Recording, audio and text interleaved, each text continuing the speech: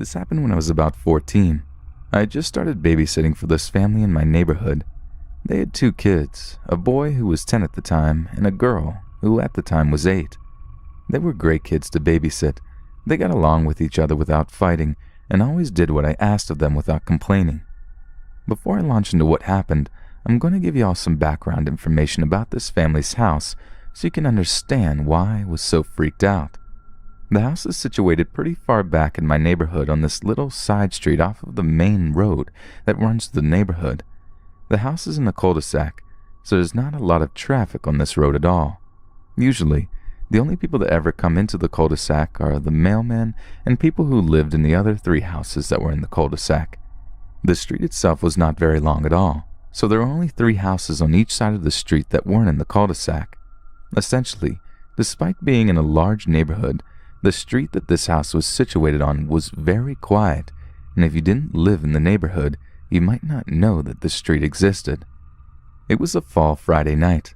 I'm pretty sure it was late November, right after Thanksgiving, and I had arrived at the house around 6 p.m. The kids were already sitting down eating dinner when I got there, and the parents told me that they expected to be home around midnight or so. The parents also made a joke about how the kids had the whole street to themselves, since the other families that lived there were out of town for Thanksgiving. The parents left, the kids finished eating, and we went outside to play in the cul-de-sac. I remember locking the front door and taking the house key outside with me. The kids rode around on their scooters for about an hour. For some reason, I just felt really on edge while the kids were playing outside. I chalked this feeling up to knowing that we were alone on the streets since everyone else was out of town. After the kids finished playing outside, we went inside to play Wii in the basement. I remember locking the front door once we were back inside and putting the key on the kitchen counter. I then checked the front door before I went downstairs to the basement. I was super vigilant about checking the doors because I had watched so many scary movies where the babysitter forgets to lock the door and then some crazy murderer gets into the house, blah blah blah. As the kids are playing in the basement, I get that unsettling feeling again. I didn't feel like we were being watched. It was more like when you know that something is going to pop out in a scary movie and you're just anticipating it on the edge of your seat, with tension at its highest. The feeling sticks with me the entire time that we're in the basement, but again, I chalk it up to the knowing that the entire street is empty. The clock strikes 10 and it's time for the kids to head to bed. We go to the top floor of the house where the kids' bedrooms are. The house is set up so that when you open the front door of the house and come inside, you're standing in the foyer with the steps to go to the top floor directly in front of you. If you're standing in the foyer, you can see all the way up the stairs into the bathroom and on the top floor. So the kids are in the bathroom brushing their teeth, and we all hear a car pull into their driveway. I figured that it's their parents coming home super early, and I expect to hear the garage door start opening, but that sound never comes. I walk into the girl's bedroom and look out her front window. There's a car running in the driveway, and there's a man in the car, but the headlights are turned off despite it being 10 p.m. and it's pitch black dark outside. I figured it was someone who just got lost in our neighborhood and was just using the driveway to stop and get their bearings before heading back out on the road. I leave the girl's bedroom and head back to the bathroom where the kids are. Suddenly, I hear a knock on the front door. I turn around and there's a man standing at their door holding a pizza box. There are 2 long windows on either side of their front door, so I have a clear view of this guy, and I know that he has a clear view of us. I immediately get that eerie feeling that I had been feeling all night. I asked both of the kids if they ordered a pizza for some reason, and they both said no. These kids were always very honest and wouldn't lie about something like that, or even order a pizza without asking me, so I knew they were being truthful. Normally I would have gone downstairs to see what this guy wanted. Maybe he had the wrong house and I could point him in the right direction, but that little voice in my head was screaming, "Don't go downstairs. Do not open that door." The guy also looked like he didn't work for any pizza company. Normally they would be wearing a uniform or a hat with the company's logo on it, or something. This guy just seemed off. He looked like he was in his late 30s, maybe early 40s, and looked super disheveled. His shirt was really wrinkled. His pants were filthy and ripped, and he had this ratty black baseball cap that was pulled down super far so that his eyes were covered. He was also grinning really aggressively, like I thought this guy's teeth would just shatter because of how hard he was pressing them together. At this point, the kids notice him and start asking why he's here. Should we open the door, etc., etc. I tell them no, and ask that they just go to their rooms and lie down. The boy goes to his room, and I walk the girl into her room and look out the window at the car again. I notice that the car doesn't have one of those pizza delivery car signs on the top, which all of the pizza companies in my town require delivery drivers to have. So now I feel really confident in my initial intuition that this guy isn't a legit pizza delivery guy. The girl gets in bed, and I come back out of her room and sit down at the top of the stairs so that I can keep an eye on this guy. I tried to stay really calm so as not to upset the kids, even though I was flipping out on the inside. He's still standing at the door holding the pizza box in one hand, and he's still grinning that teeth-shattering grin. His mouth was almost too big for his face, I thought. Even though I can't see his eyes because of the hat, I know that he's dead-ass staring at me. Then, without breaking eye contact, he starts jiggling the door handle pretty aggressively while still grinning. I silently thank God that I was so psychotic about making sure the front door was locked. He stops jiggling the handle and resumes staring at me. If I was in this situation now, I probably would have called the police immediately, but being only 14 and fairly new to babysitting, I was paralyzed with fear. I felt like if I took my eyes off of him for a second, when I looked back, he would be standing at the base of the stairs. After about another 5 minutes of the stare down, he literally starts walking backwards off of the porch without breaking eye contact. Legit, this dude is walking backwards towards his car while still staring at me. I go into the parents' bedroom, which also has a view of the driveway, kneel down in front of the window and peek out. I'm expecting to see this guy getting into his car. Nope. The guy is nowhere in sight, but the car is still there, so I return to my perch at the top of the stairs, half expecting to see him at the door again, or worse, standing at the bottom of the stairs, but he was nowhere to be seen. After about 20 minutes, I hear a car starting. I run back to the parents' room, kneel in front of the window again, and notice that the car in the driveway has started, and the guy is sitting in the driver's seat, still fucking grinning. He also doesn't turn the headlights on. He shifts into reverse and begins slowly backing out of the driveway, grinning the entire time. Right before he drives off, he turns his head, and I swear to God, makes direct eye contact with me again.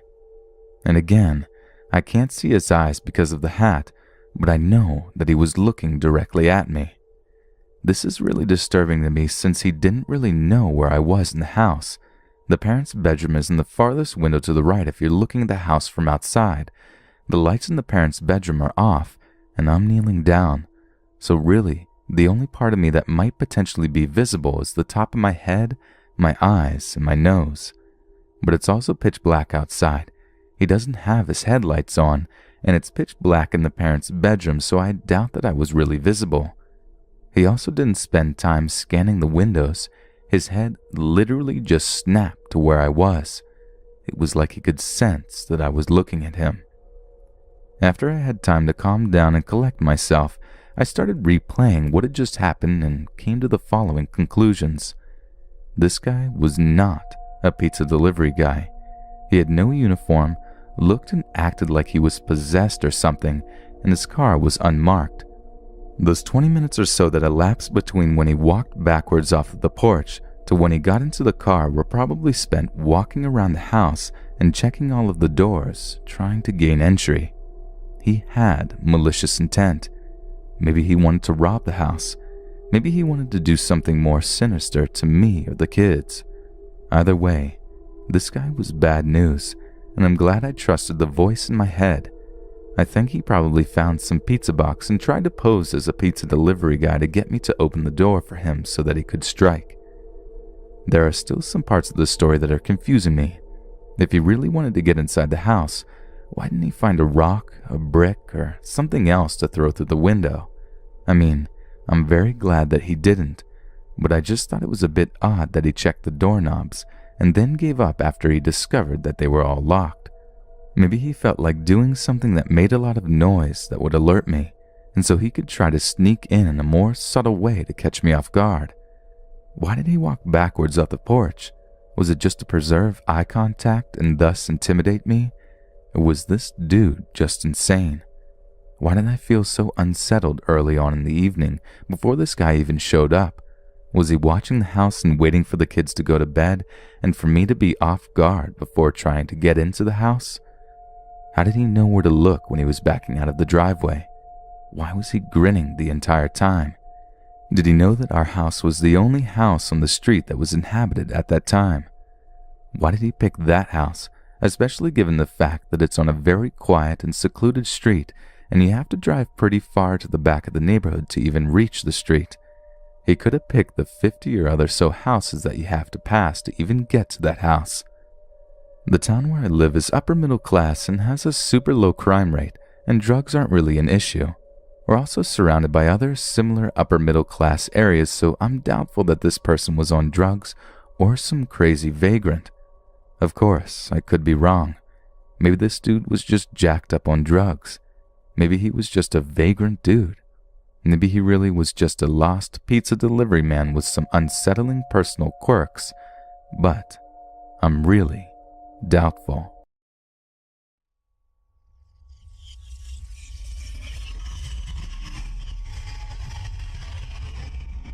I attend a college that is located in one of the poorest cities in Northern California. The campus is relatively safe since the school employs its own Department of Public Safety, but after the sun sets, it's usually a good call to remain indoors because that's when the townies come out and they tend to wander into campus. About 2 years ago, I was living in an apartment complex in the main part of campus and I still didn't have a car yet. It was the end of the fall semester and I was the last person in my apartment of 3 girls to finish taking finals, so I was home alone since my roommates had already gone home for winter break.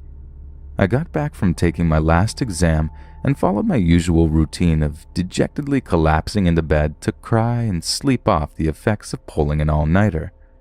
When I finally woke up, it was already past 10 p.m. and I was starving. Unfortunately, the student grocery store and cafeteria were closed for the day, and I had nothing in the apartment to eat and no car to get food elsewhere. I was woefully poking around the fridge in the hopes that I would find something substantial to tide me over until morning, when I noticed a Domino's coupon that someone had stuck to the freezer. My stomach's pathetic cries for sustenance had been answered. I quickly decided that there was no shame in ordering a whole pizza plus Cinesticks for myself because 1, I was ravenous, and 2, the completion of finals demanded some sort of celebration, and 3, if anyone happened to ask, I was going to lie and say I was sharing it with a friend or something along those lines. Anyway, I eagerly ordered and provided the cashier with my address, apartment, and cell number. I typically never give out my number to anyone, but I had ordered delivery from Domino's in the past, and I knew that they needed my number to call me once more when they were outside because the drivers always got lost navigating through campus. About 20 minutes later, I got the call. My food was here. For reference, it's now close to midnight and the campus was pretty much dead since most students had gone home. The driver told me that he had parked in front of a dorm building that was right across the street from my apartment. I hustled out of my apartment and was going down the stairs when I spotted the delivery guy waiting outside of his car with my pizza. At this point, my sense of caution kicked in and I slowed my pace as my brain took in the fact that there were no other students out, the lighting was bad, and I was essentially walking up to a stranger in his car that still had his engine running. As I neared the bottom of the steps, I silently hoped that he would cross the street and approach me so that I wouldn't have to get near the car. Of course, that didn't happen. I made my way across the street and was finally able to get a good look at him. He was a relatively short Hispanic guy, maybe 5'7" to 5'9", in his early 20s, and my nerves were getting bombarded by the creeper vibes he was giving off. I can only compare it to the vibe that you get when you're out clubbing and you suddenly spot the guy lurking in the crowd sporting the slicked back ponytail, sunglasses, oversized shirt, and sagged pants combo who just so happens to be headed in your direction. I did my best to appear calm and keep the mood light and friendly. He made some comments about how late it was and how no one was around, but I just signed the receipt as quickly as possible, gave him my thanks and an awkward smile, and hightailed it out of there as soon as he handed me my food. I could feel him watching me as I climbed the stairs back to my place. Once I got back into my apartment, I locked and chained up the door and sat down on the living room couch to calm myself. After a few moments, I shrugged off the situation and reasoned that it was just my paranoia and overactive imagination acting up again. I had just turned on the television and was about to take my first bite of pizza when I got a text from an unknown number. It read, "You're hella sexy." I connected the dots and matched the text number to the call I had received earlier from the pizza delivery guy. My initial reaction, of course, was shock since nothing like this has ever happened to me before, but that eventually melted away into laughter and disbelief when I considered my appearance at the time. Like I had mentioned earlier, I had just woken up from my nap after taking my last final. I was wearing a pair of raggedy sweatpants and loose sweatshirt, and my hair was nappy and tied into a messy ponytail. My face was probably greasier than the pizza I was eating, and to top it off, I had my glasses on. Definitely not a pretty picture, much less anything that could even come close to resembling hella sexy. The next morning I got a call from my boyfriend John, and I casually told him about the pizza delivery driver, who casually signed his name in the text as Phildo, and the events that had transpired the previous evening.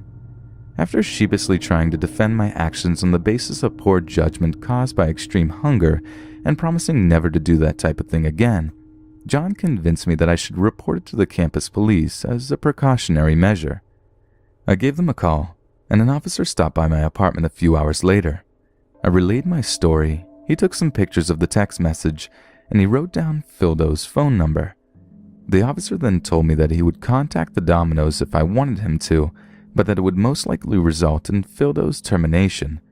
I was still relatively unfazed by the whole situation, and I told the officer I just wanted to make sure that this creep never did this to any other girls on campus, but at the same time, I didn't want him to lose his job. The officer then started asking me questions about how I felt after my encounter. Questions along the lines of, do you feel threatened by Phildo?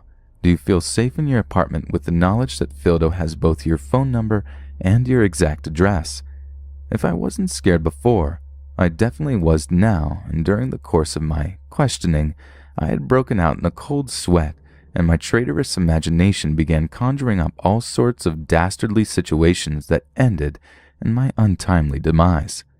Obviously, I ended up giving the officer the go-ahead to pursue my case and contact the Domino's. About a month later, while I was at home celebrating the holidays, I got a call from my boyfriend. I had left him the keys to my apartment so that he could store his bike there and crash in my room while I was away. He told me that he had stopped by my place, but that he couldn't get in because the keys weren't working. He also said that it looked like someone had broken in because there was some glass on the floor and a wooden board across my living room window. I was pretty upset because this was my first time hearing about it, so I called the school the next day to figure out what the hell had happened. Housing transferred my call to the public safety department, and the officer I spoke with was only able to tell me that, according to their records, a maintenance worker had called them 2 days after I had headed home to report my broken window. Public safety had responded by boarding up the window and changing the lock when they noticed it had been tampered with. I convinced the officer to let my boyfriend into the apartment so he could go check and see if anything was stolen, and thankfully, nothing was. My gut tells me that it was Phildo who did it. It was Phildo who tried to pick my lock and then broke my window. It scares me even more now when I consider the fact that nothing had been stolen. My flat-screen TV was right by the window that had been broken, and my boyfriend's fancy road bike was sitting right there in the living room. Why didn't he steal anything? Does that mean his intentions were to break in and get his revenge on me, the girl that had cost him his job? Would this still have happened if I had not given the officer permission to pursue the case? I try not to spend too much time speculating about what Phildo's true intentions were, but when I do, it still makes my heart race when I think about what could have happened if I'd still been in my apartment at the time.